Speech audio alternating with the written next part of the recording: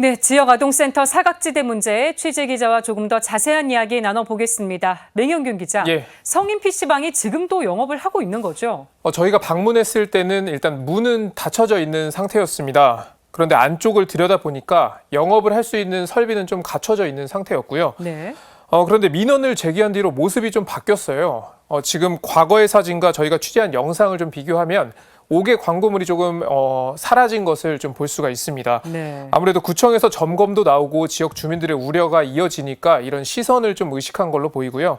하지만 센터 관계자 증언에 따르면 여전히 밤에는 사람들이 오가는 것으로 파악이 됐습니다. 그렇군요. 지역아동센터가 들어설 때는 주변에 유해시설이 없는지 살펴보잖아요. 예. 아니, 근데 옆에 들어오는 유해시설을 막을 수 없다는 게 앞뒤가 맞지 않는 거 아닌가요? 맞습니다. 법에 사각지대가 존재하는 겁니다.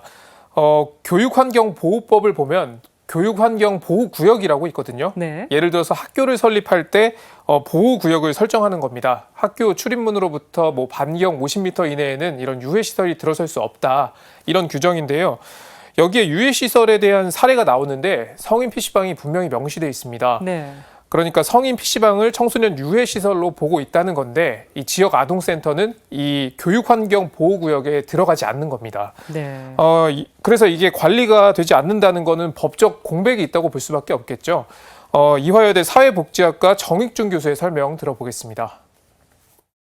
시설을 이제 신설하는 시점에는 그런 관리가 되는데 그게 아니고 이제 그 시설이 설치된 이후에는 그런 유해 시설이 설치돼도 아무런 조치를 할 수 없다라는 건 법적 공백이 맞고요. 빨리 이제 개선돼야 될 것 같아요.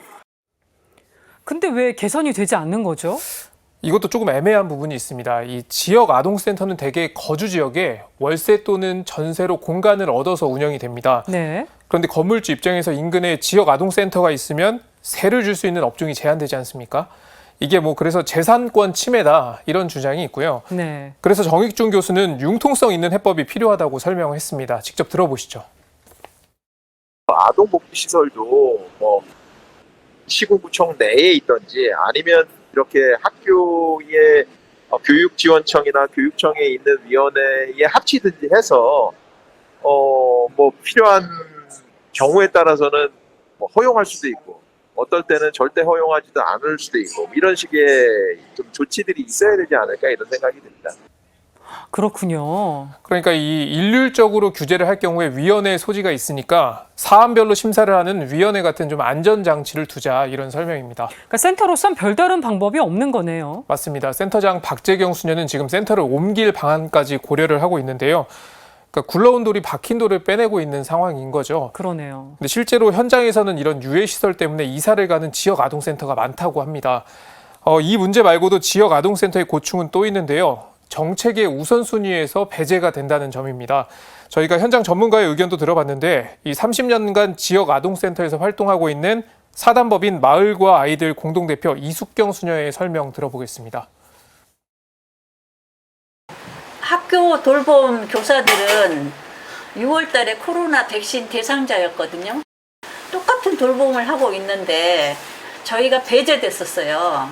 그래가지고 저희가 이제 이게 많이 항의를 하고 해가지고 7월 달에 이제 막기로 돼 있거든요. 앞으로는 그런 거 정도는 좀 같은 학교 돌봄이나 지역아동센터 돌봄이나 이렇게 같은 수준으로 좀 처리를 해줬으면 좋겠다는 생각이 들어요. 정말 이렇게 소외되지 않게.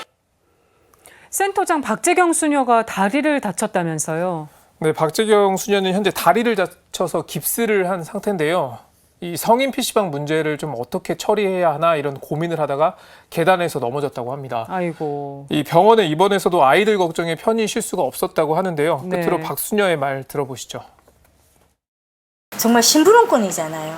하느님이 주신 아이들 저희들이 잘 돌보고 지도할 수 있는 저희들 심부름꾼이기 때문에 아이들이 잘 성장하고 보호받을 수 있도록 도와주시면 감사하겠다.